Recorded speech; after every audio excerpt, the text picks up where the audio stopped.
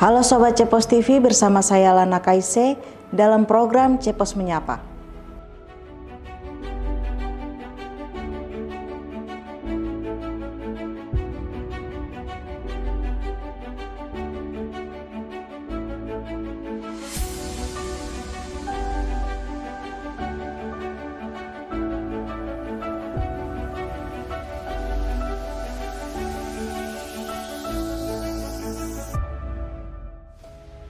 Sobat Cepos, berita pertama diawali dengan berita bencana tanah longsor dan banjir yang terjadi di Kabupaten Duga, Provinsi Papua Pegunungan pada Sabtu 1 November 2025 yang mengakibatkan 15 orang warga setempat dilaporkan hilang.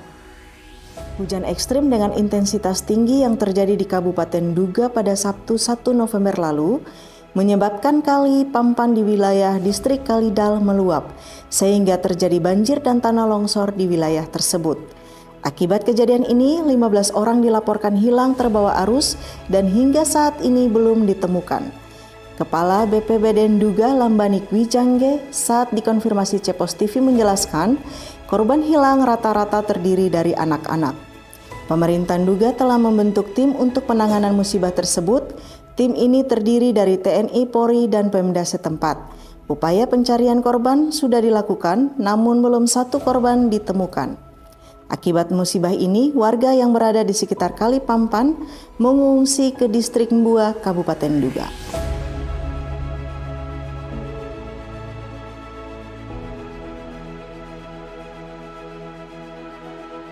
Berita selanjutnya, Sobat Cepos TV, juru parkir liar kian menjamur di Kota Jayapura. Aktivitas ini tidak saja menimbulkan ketidaknyamanan bagi masyarakat, tetapi juga berpotensi menimbulkan kebocoran PAD. Menjamurnya tukang parkir liar di Kota Jayapura kini mulai dikeluhkan warga.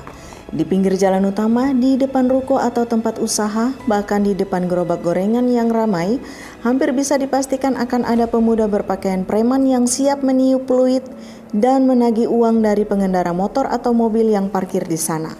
Di Kota Jayapura, parkir liar ini banyak ditemui di wilayah Entrop, Kota Raja, sebagian wilayah Abepura hingga Waena, juga di sekitar Hamadi, Polimak hingga sebagian pusat Kota Jayapura seperti di kawasan APO dan sekitarnya.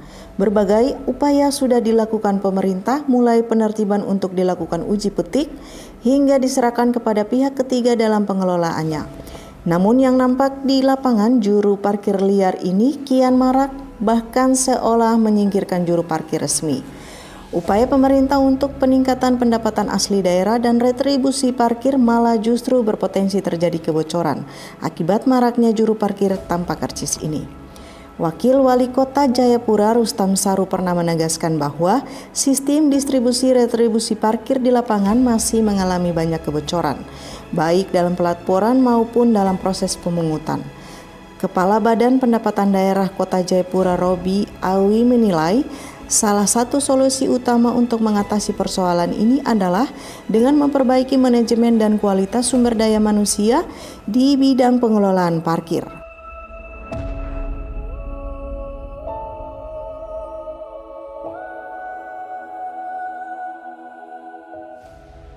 Berita terakhir, masyarakat diminta untuk mewaspadai potensi gelombang tinggi di perairan utara Papua. Badan Meteorologi, Klimatologi, dan Geofisika mengingatkan bahwa Indonesia akan memasuki periode puncak musim hujan mulai November 2025 hingga Februari 2026. Kondisi peningkatan curah hujan ini dipicu oleh hangatnya suhu permukaan laut dari normalnya dan aktifnya monsum Asia yang terjadi di wilayah Indonesia yang mempengaruhi peningkatan kondisi tinggi gelombang dan kecepatan angin di perairan utara Papua.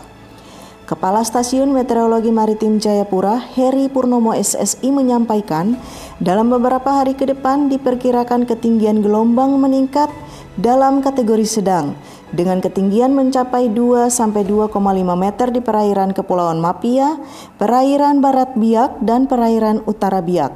Pemerintah melalui BMKG mengimbau kepada masyarakat pesisir, terutama para nelayan, untuk mewaspadai potensi gelombang laut tinggi yang beresiko terhadap keselamatan perahu nelayan, kapal tongkang, dan kapal berukuran kecil. Masyarakat disarankan untuk menunda aktivitas berlayar saat terjadi cuaca buruk, selalu waspada dan jaga keselamatan.